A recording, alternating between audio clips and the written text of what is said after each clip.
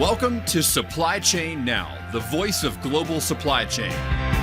Supply Chain Now focuses on the best in the business for our worldwide audience, the people, the technologies, the best practices, and today's critical issues, the challenges and opportunities. Stay tuned to hear from those making global business happen right here on Supply Chain Now. Hey, good morning, everybody. Scott Luton here with you on Supply Chain Now. Welcome to today's episode. On today's show, we're diving into the stories of a savvy global supply chain leader that has moved mountains, as well as a couple of bright students that are already making their mark in the business world, even before they graduate, which is right around the corner. So stay tuned for an intriguing conversation. So with all that said, I want to introduce our guests here today. First up, we've got Keith Connolly, a global supply chain executive with significant experience making things happen in the corporate world, including 25 years at AT&T. He now serves as an adjunct professor at the College of Charleston and a strategic advisor to CTDI. We're going to learn a lot more about that. Keith, good afternoon. Hey, good afternoon, Scott. Glad to be here.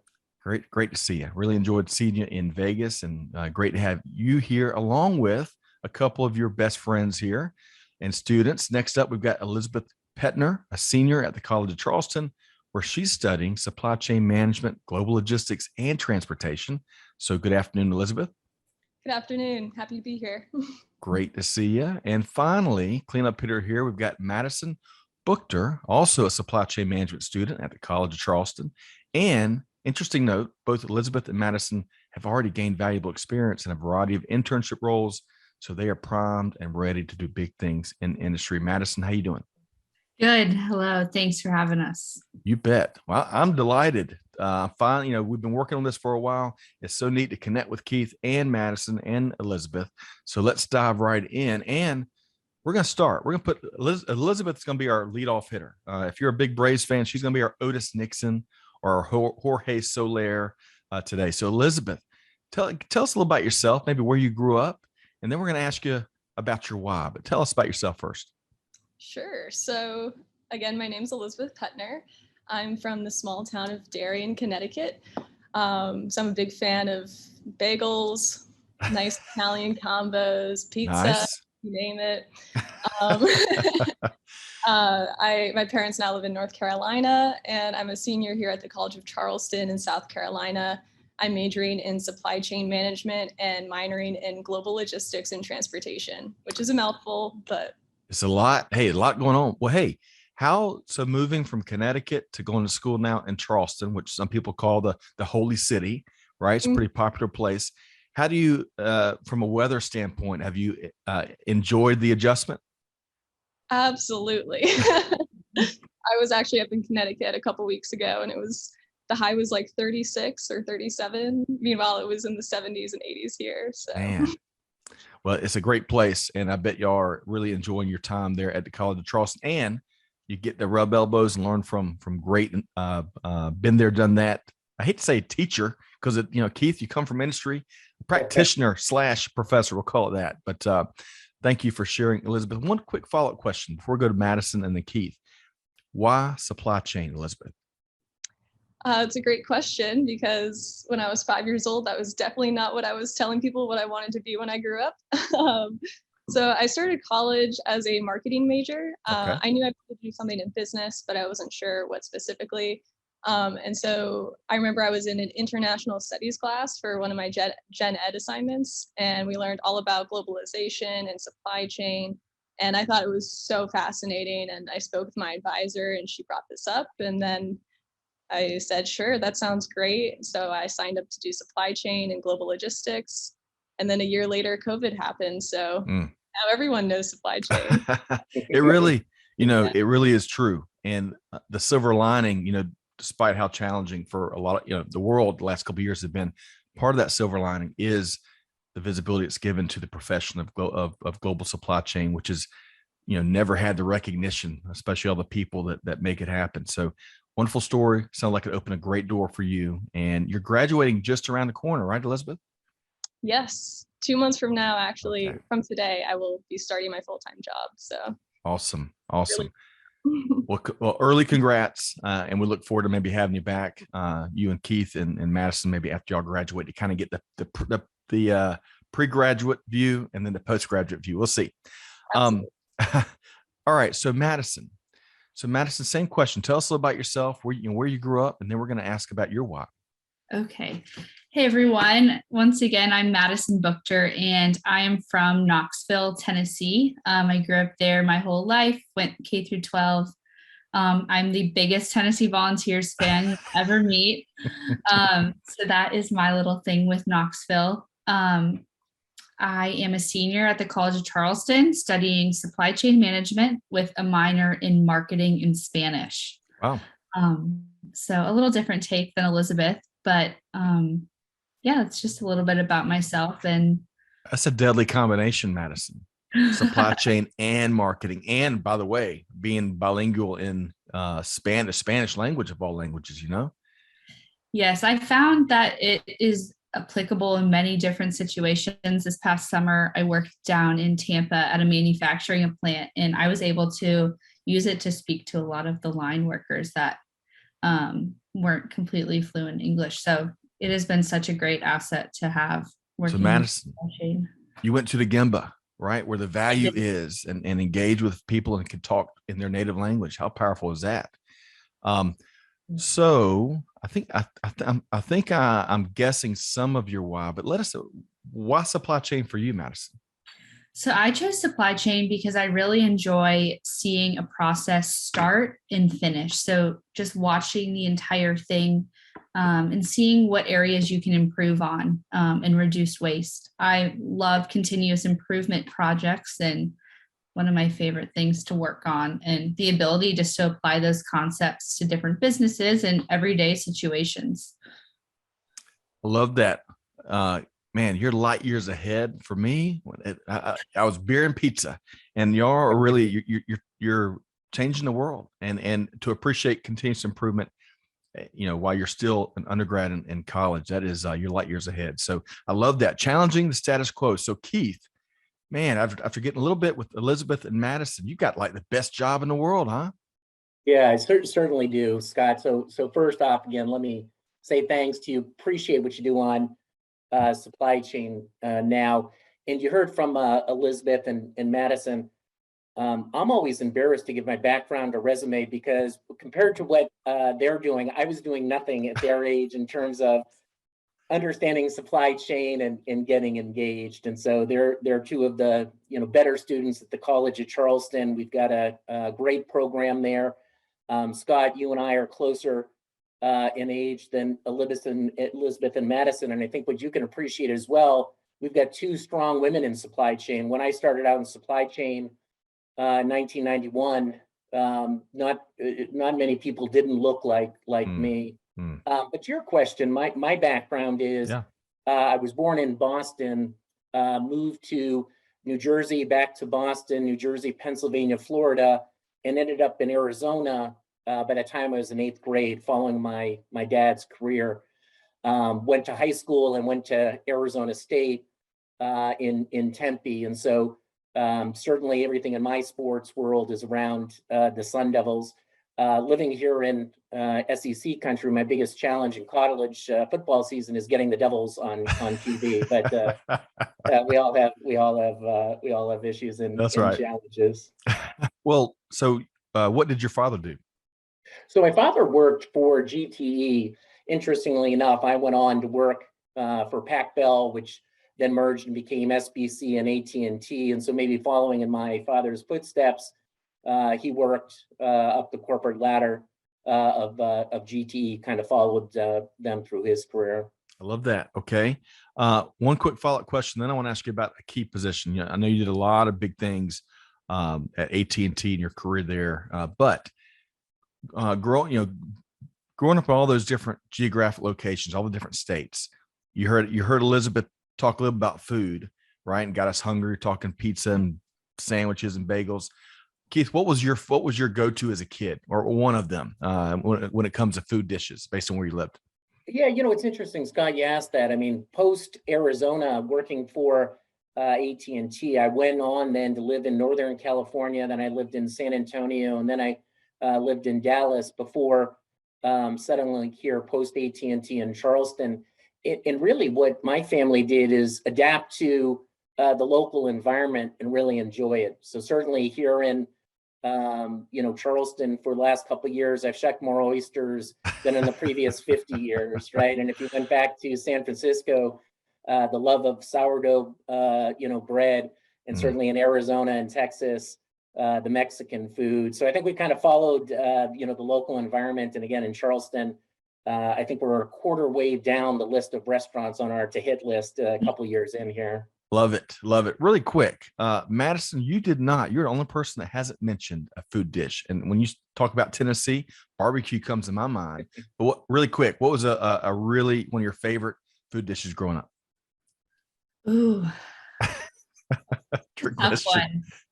I would think, honestly, just a good burger. We have a ton of different burger restaurants in Knoxville, and I think a burger is my favorite dish growing up.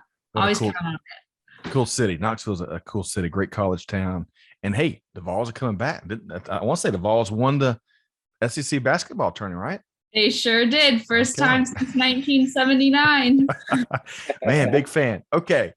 We're gonna have to have y'all back. We do this live stream. I hadn't done it in a long time, but we need to do it back. Supply chain nerds, and we call ourselves nerds around here. Supply chain nerds talk sports. So we'll have to have maybe a special college edition. We'll see. But Keith, back to your background. As I mentioned on the front end, a lot of executive level supply chain experience with AT&T, which everybody and their brother and sister knows. What's a key position though during your time that really shaped your worldview there? Yeah. And so maybe Scott as well, I'll let you know how I got into supply chain. And of course, when I was there, and this was started college in 1987, it wasn't supply chain, it was purchasing and materials management. Right.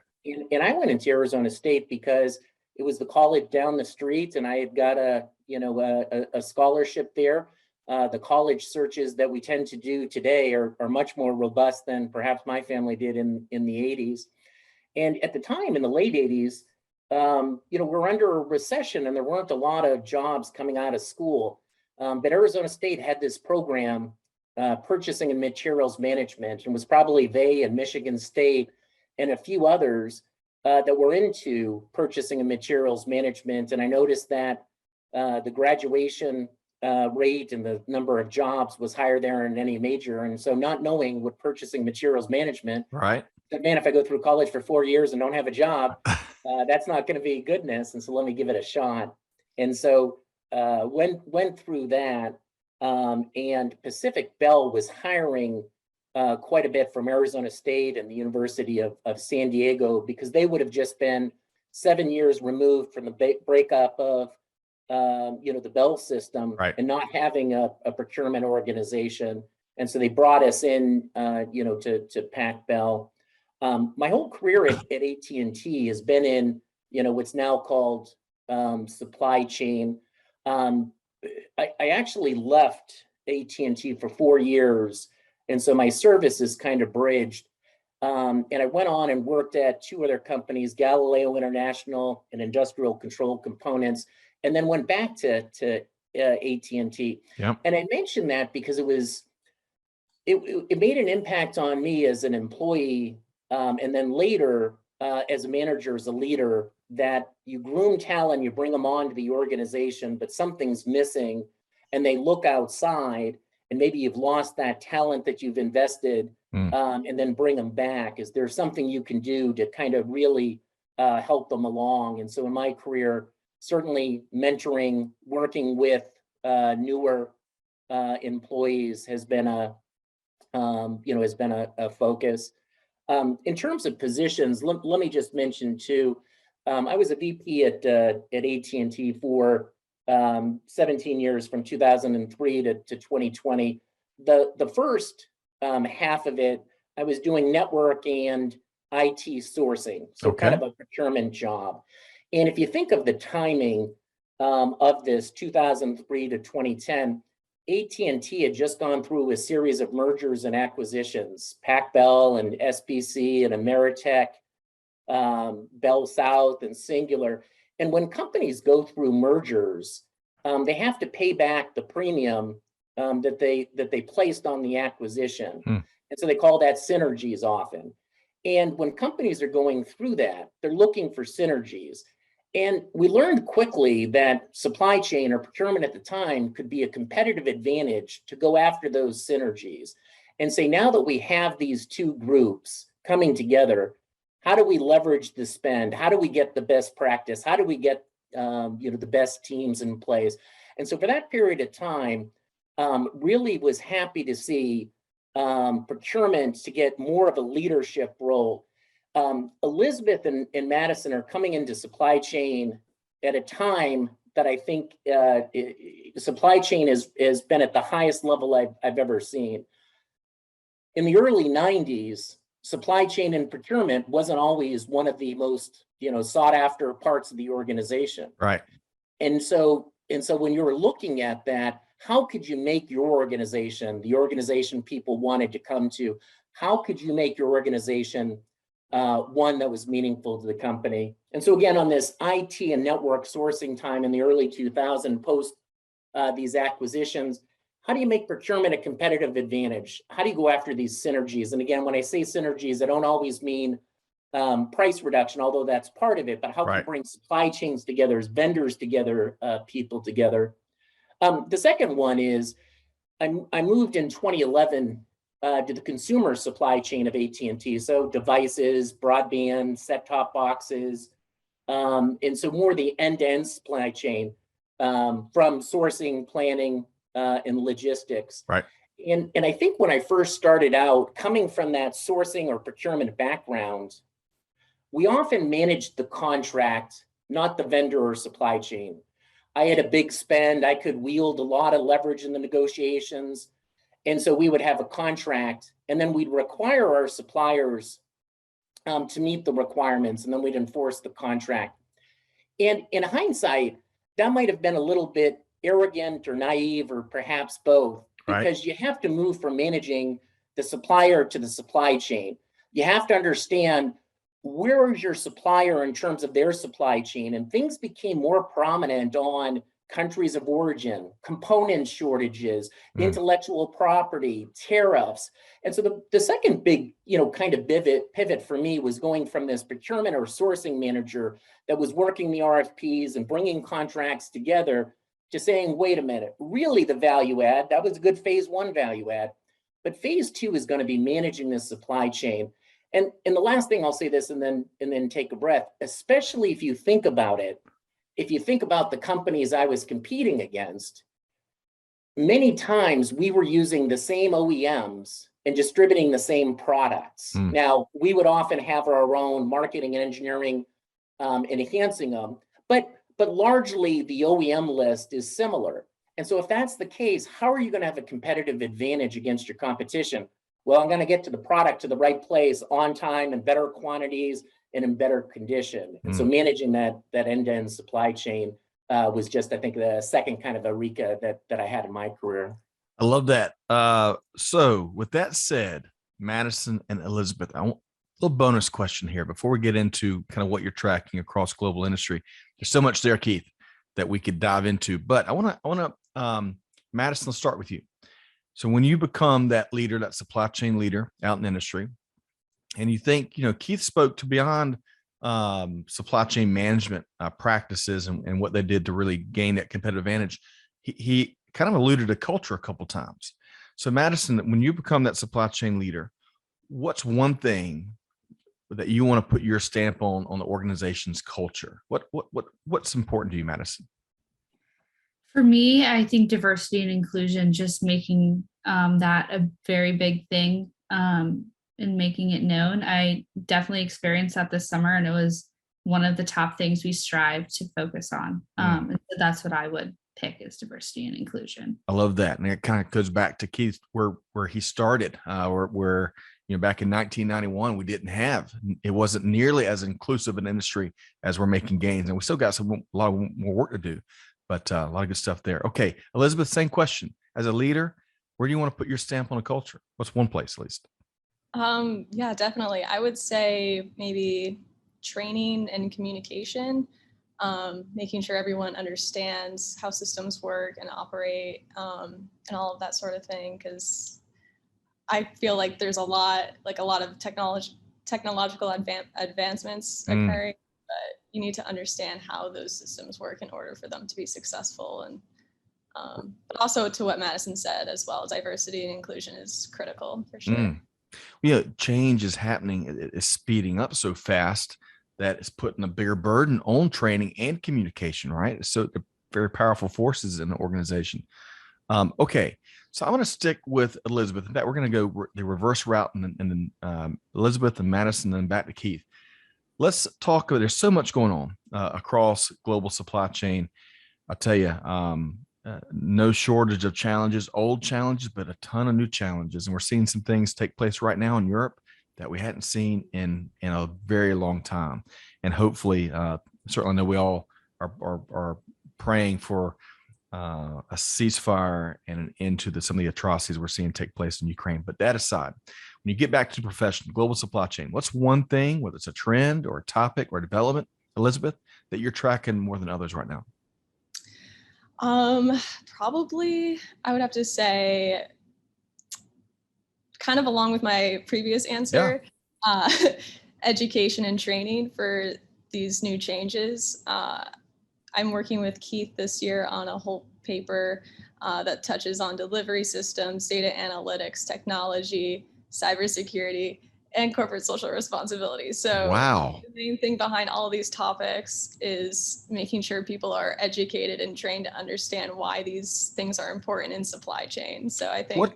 So you picked that. Those are some big meaty topics. I bet that's going to be like a 3,000 page paper. I don't know, but out of all those topics, what was your favorite one out of the topics you just mentioned? I think I've really enjoyed learning about delivery systems and how they've been evolving since COVID-19. They've had to adapt in ways that were unprecedented and not planned whatsoever. And so that's been really interesting, learning about different third-party vendors and all of that. Whatever it takes to get the job done, right? I say e-commerce environment, but my dear friend Greg White says we got to drop the E because it's just how commerce is done these days. So a lot of good stuff there, Elizabeth. Okay, Madison, same question to you. As you survey global supply chain right now, what's one thing that you're paying attention to more than others right now? I think one new trend that I'm focusing on is the cloud-based solutions. So the capabilities that we give the companies to have all of their data synced up. For example, our company has multiple different manufacturing plants, and for all of that data to be synced in one place instead of having to switch from this plant to this plant, I think that's a really cool trend that's new and improving in supply chain. Agreed. And you mentioned your company. You're talking about a company you're currently interning at. Is that right, Madison? Yes, sir. Okay. And as a quick follow-up, and Keith, I'm coming to you next, but if you had Madison, a captive audience of some of the world's top CEOs, and maybe they're kind of hedging their bets on whether or not to really invest in an internship program, what's one piece of advice you'd share with that captive audience? I would share, go for it. I mean, the hands-on experience that the interns can learn, just being in the office, being surrounded by those top leaders, and getting to see what the day-to-day activities look like in supply chain.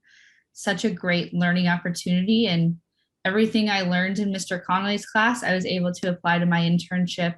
And then you move up in the class level and you apply what you learned in the internship to your upper level classes. So they're there to work, they're there to learn and do whatever. So definitely a great opportunity. Madison, I love that. Where were you when I was matriculating through school to share that simple concept? They're building blocks. It completely was lost on me as a student. Also, you're describing all those experiences, great for the intern, but of course you can use them as talent, as a recruiting channels, right? So a lot of good stuff there are related to an internship program. Keith, you got to be beaming from cheek to cheek to hear Elizabeth and Madison speak about, just offer up their perspective, their valuable perspective, but also touch on their experiences with you. What are you tracking more than others across global supply chain, Keith? Yeah, and Scott, when we think about supply chain, and we spent a little bit of this in the class as well. I always want to kind of level set on what is supply chain, because people use different, terms and different frameworks. I've got a bias towards the SCORE framework, originally as Supply Chain Council, now the Association of Supply Chain, Management. So when we think about supply chain, we can think about, the planning functions. We can think about the sourcing functions. We can think of, make, deliver, return, or logistics as we call them today, or enablement. And I think over time, I focused in different categories. As I mentioned early in my career, it was kind of in the sourcing and the procurement. And I think there's been, great strides meant there, great tools.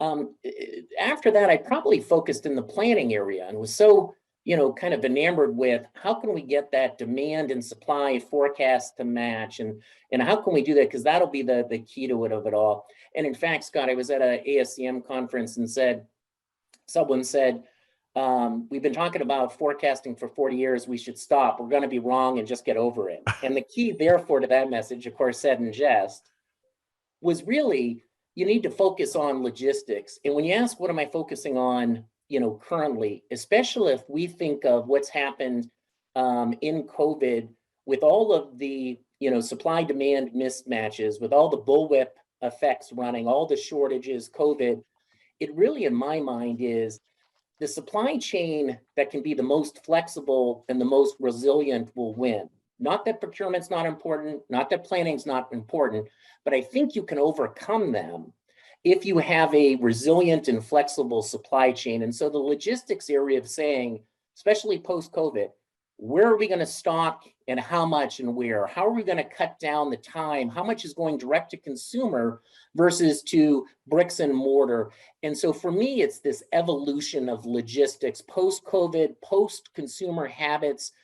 You mentioned, on e-commerce, taking a look at it. And Elizabeth, mentioned her paper. She spent a lot of time talking with, leaders in looking at this logistic area, transportation, last mile delivery, different stocking options. But I think that's the area right now that I'd say, I used to say, the best supply chain wins. Early in my career, the best procurement and sourcing. But I now think this logistics, flexibility, resiliency is the area that I'm probably most interested in leaning in on. You and certainly the rest of the world. It's amazing to see the investment scope related to final mile in particular these days. So a lot of good stuff there. Keith, I appreciate you sharing. I want to circle back earlier. Elizabeth, I'll start with you. Keith alluded to those Eureka moments, right? Those moments where something hits you like a ton of bricks and it's like an aha moment. This can be related to supply chain, Elizabeth, or not, but what's been a Eureka moment for you if you look at the last couple of years? Sure. So I thought a lot about this question, and I think it's really interesting because there are, like you said, so many different ways you can go about answering and thinking about this question. I know in one of my classes, we're reading a book called The New Abnormal, and it's all about supply chain and how it's been affected from COVID-19 and everything. And one of the points it was discussing was, in the past 2 years, technologically speaking, we've advanced what would have maybe ordinarily taken 15 to 20 years of changing and adapting and evolving. And so I feel like the rate of adaptation and that snowball effect of technology and supply chain and how we're just moving so quickly, that was something that really kind of transformed how I view supply chain and how the next couple years, 5 years, 10 years, so on in my career are going to change. There's going to be a lot of evolving, and I'm very excited and slightly scared to see where that goes. But that means you're in the right, you're in the right mindset. If you're a little bit scared, it means you're doing the right thing, right? All right. So same question for you, Madison. Madison, what's been a key Eureka moment for you the last couple of years? So same with Elizabeth. I thought about it a lot, but the moment I chose was just right when the pandemic hit about 2 years ago, going to the grocery store. Wow, there's no toilet paper for us to buy. Wow, there's no paper towels. That just really caused me to think about all the different processes that went on before COVID happened to get all the toilet paper out and challenged me to think of new ideas and new processes that could be implemented to increase the production to accommodate for all the demand that was missing. So I think that moment just really sparked in my brain, this is what the future is going to look like, and how can I help create processes and new ideas and improve them based on what you were sharing earlier, right, Madison? Yes. Who would have thunk that toilet paper would have gotten this massive shining moment in the sun, whether they liked it or not? It's crazy. That still sticks out as one of the craziest things related to these last couple of years. Thank you for sharing, Madison. I appreciate that. And Elizabeth, Keith, do you want to add any other Eureka moment on your end? No, it's been interesting, Scott, for me post AT&T, that I've been working with companies that largely now are the vendor or OEM to customers like AT&T. And so I'm seeing the supply chain from the other side of the table. And it's been interesting because for me, I think there's still an opportunity for information and sharing and collaboration between the customer and the supplier. And maybe I didn't appreciate it when I was on the customer side, thought we were doing a good job on giving forecasts and the why. But now on the other side of the table, so to speak, I think maybe customers are too protective of information that they deem as proprietary when it's really necessary. And when I say the best logistics, the most resilient and flexible supply chain is going to win, the Eureka moment for me, that's only going to happen if you're really collaborative across these customer supplier walls. And I hadn't seen it as clearly as being the recipient of the information. So I think the area of collaboration between customer, and supplier, although we've been talking about it for, 25 years, I still think we've got some work to do there. Agreed. I think I see big battles brewing already taking place with data privacy, data integrity. Certainly, Elizabeth mentioned cybersecurity. I think we should all knock on wood that our global supply chains haven't been disrupted as they could have been from a cyber standpoint. So good thing, really important work going on in that area right now. Okay, so speaking of Elizabeth, I'm going to circle back to you here. Hopefully y'all brought your crystal balls to the table, because we're gonna kind of predict the future a little bit here. So Elizabeth, simple question: what do you want to do in industry and why? Great question. I do have my crystal ball with me today. Hopefully it's working better than mine these last couple of years. So yeah, my current plan right now is to go into consulting. I'm going to be working as a business analyst for a small consulting firm in Florida. And so we work with all sorts of different industries. However, recently, a lot of the problems that we're helping them with has to do with manufacturing and supply chain. So it's great that I'm going to be coming on board pretty soon. But moving forward, and we'll see where the wind takes me, of course, but I've always been very interested in sustainability. And so I think maybe in the future, working with companies to help them meet a good balance between like their finances, their impacts on like society and ethical standards, as well as environmental standards. I remember learning about ISO certifications in Professor Connolly's class last year, and we focused on sustainability there. And so I found that to be really interesting. And I think that making positive changes and implementations for businesses to sustain long-term would be really great. Got a lot of work to do there, huh? It's a full plate for sure, but I'm ready to move on. That is awesome. And congrats. Sounds like a very bright future and a lot of passion involved in some of your next steps. So we'll be keeping our finger on the pulse there. Madison, same question to you. What do you want to do in the industry and why?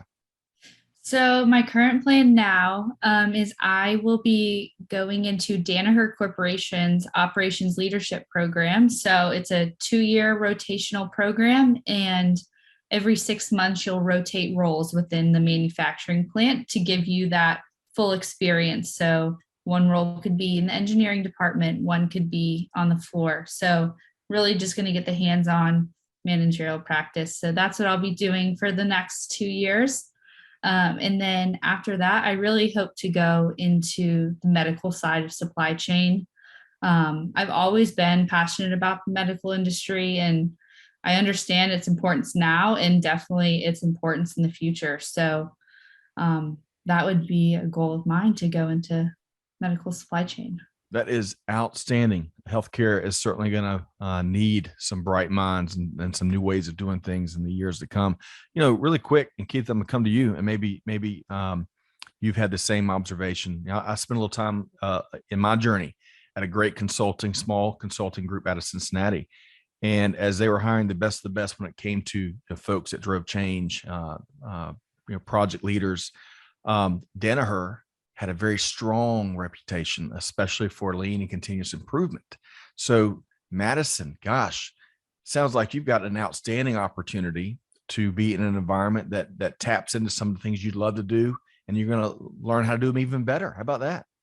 Yes, absolutely. And Danaher has multiple different operating companies, from industrial side in aerospace, where I work now, to Beckman Coulter Diagnostics, which is their medical filtration. So lots of opportunities within them. And they definitely have a strong focus on Lean Six Sigma and continuous improvement, 5S, everything.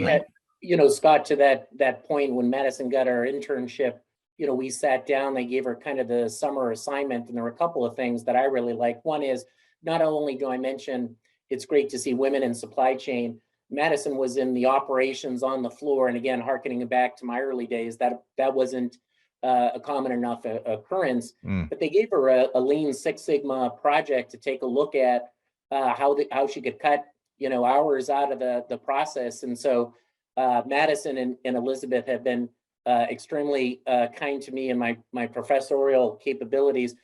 She understood the concepts around Six Sigma and the jargon. This was real life, and she got to roll up her sleeves. And so I was impressed by, kind of their internship program. Then she was able to come back her senior year and get that final, kind of year of academic to layer on top of it. I love it. Who knows? Maybe Madison and Elizabeth will be founding one of the most powerful consulting firms, quite the 1-2 punch down the road. You never know.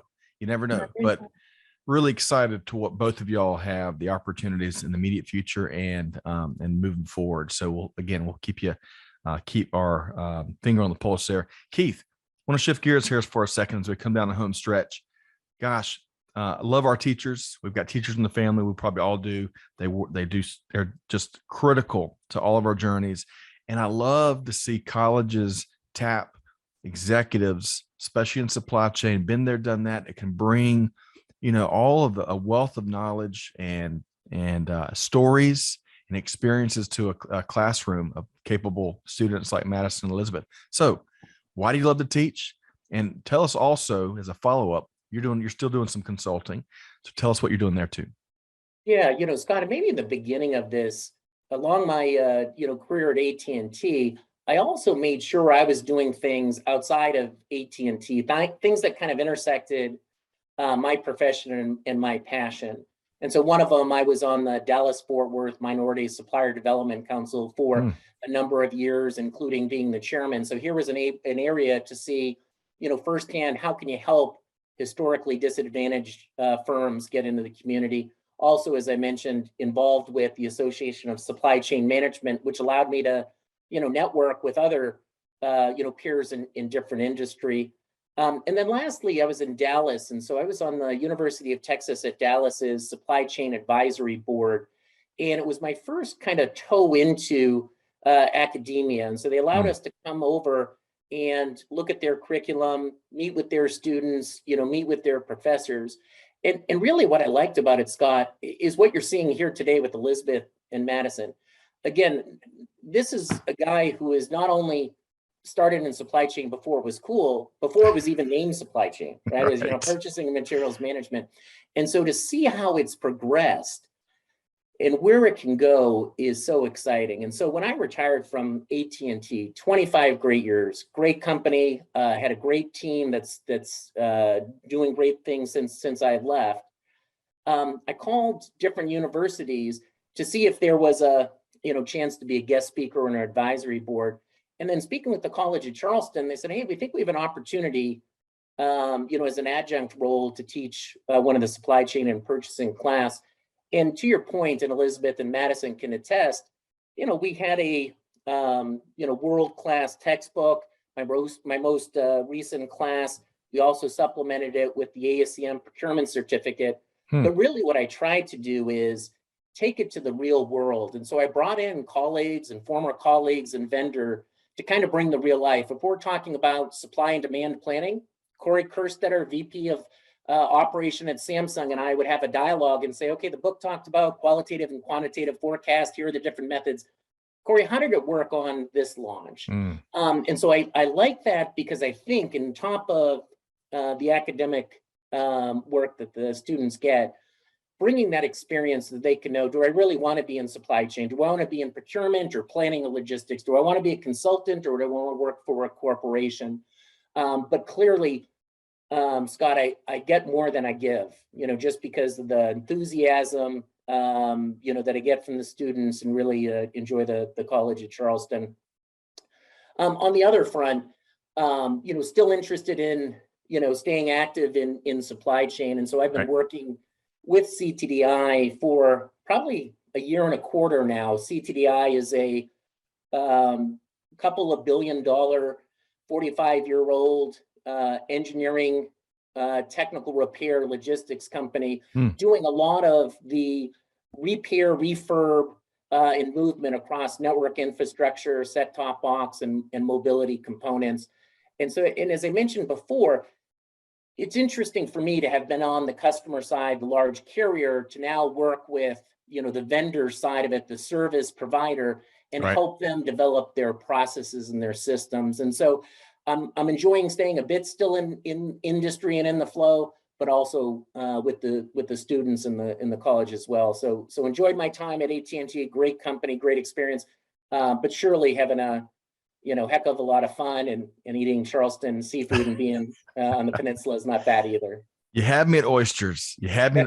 Keith. Well, and there's so much more here. I wish we had a lot more than an hour with each of y'all, frankly. But we'll make it happen. We love our repeat guests around here, so we'll have to do an update show on what you're doing. So I want to make sure though folks can connect with you. Keith. From my time in the classroom here and there, rubbing elbows with folks that bring new ideas and a different perspective and are fearless in asking the question why, and not just once, but at least 5 times, right? So I love that, and that's the vibe I'm getting with Elizabeth and Madison. So no wonder I bet it's a pleasure to be part of those classroom conversations. So with that said, though, some of our listeners may want to connect with y'all. Elizabeth, let's start with you. How can folks connect with all the cool things that you're up to? Definitely. I'm on LinkedIn. So if you search Elizabeth Pettner, you can feel free to connect with me. It's just that easy. In fact, we're going to make it even easier by dropping that direct link in the show notes. You're one click away from connecting with each of our guests. Madison, same question to you. Yes, LinkedIn, I think definitely is the best way to reach me. Just under Madison Buchter. And my last name can be a little tricky to spell, so that link will be your best bet.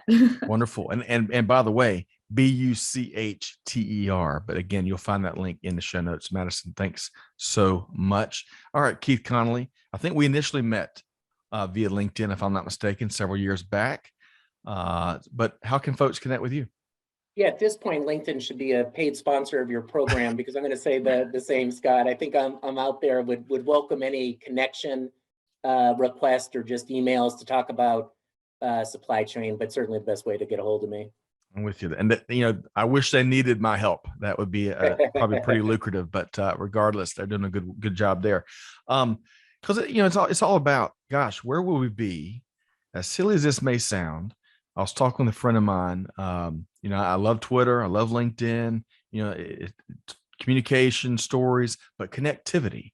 And imagine where we would be without that ability to connect digitally over the last couple of years, right? So we're counting our blessings for sure. But hey, talk about blessings to have this panel here with us here today. Really have enjoyed what y'all have shared. I want to first thank Keith Connolly. It's great to meet you again in Vegas and be able to make stuff like this happen. We'll have to feature some more of your students in the months ahead. Thanks so much, Keith. You're welcome. Been great. Thanks, Scott. Again, he's with adjunct professor with the College of Charleston and a strategic advisor to the company he referenced a few minutes ago, CTDI, very active. Big thanks to two students that are right around the corner, getting ready to graduate, go out and move mountains across industry. First, Elizabeth Pettner, a senior at College of Charleston, and her colleague, Madison Buchter, Buchter, Buchter, also a supply chain management student at the beautiful College of Charleston. Elizabeth, thank you for your time. Thank you. Thank you so much. I really appreciate your time. You bet. I had a blast doing this with you. And Madison, thank you. And congrats to your Vols, but thanks for your time here today. Thank you so much. Thanks for the opportunity to come on and chat with you. Absolutely. Okay. Well, folks, hopefully you've enjoyed this frank conversation, inspirational conversation. Gosh, the industry, they're in good hands. We got the likes of Elizabeth and Madison moving in. Big things, big innovation ahead. But hey, check us out, Supply Chain Now, wherever you get your podcast from. Be sure to connect with our panel here. You'll be better off for it. And if you do anything today, on behalf of our team here at Supply Chain Now, Scott Luton challenging you to do good, give forward, and be the change that's needed. On that note, we'll see you next time right back here at Supply Chain Now. Thanks, everybody. Thanks for being a part of our Supply Chain Now community. Check out all of our programming at supplychainnow.com and make sure you subscribe to Supply Chain Now anywhere you listen to podcasts. And follow us on Facebook, LinkedIn, Twitter, and Instagram. See you next time on Supply Chain Now.